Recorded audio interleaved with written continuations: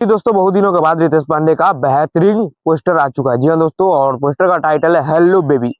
अब लोग समझ सकते हैं हेलो बेबी, जो कि एक गजब का सॉन्ग होने वाला है। दोस्तों आप लोग को बता दें, ये सॉन्ग में गाए Ritesh Pandey and Shilpi Raj, duet song होने वाला है और काफी मजा आएगा। जी हाँ दोस्तों, आप लोग को बता दें, इसमें म्यूजिक दिए प्रियांशु सिंह, पवन सिंह का जो म्यूजिक देते हैं प्रियांशु सिंह, हर गाने में वही प्रियांशु सिंह इसमें म्यूजिक दिए है सॉन्ग में, और काफी बवाल होने वाला है। और इसमें आप लोगों को हीरोनी जो नजर आने वाली है दोस्तों, श्वेता शर्मा। जी, श्वेता शर्मा इसमें हीरोनी आप लोगों को नजर आने वाली है। और आप लोगों को बता दें, ये सॉन्ग जल्द आप लोगों को बिर्च में रिलीज होगा 15 तारीख को। जी हाँ दोस्तों, 15 तारीख को सुबह सुबह 10 बजे वायरल भोजपुरी चैनल पे। जी हाँ दोस्तों, वायरल भोजपुरी पे सुबह सुबह 10 बजे ये सॉन्ग सुनने को मिलेगा।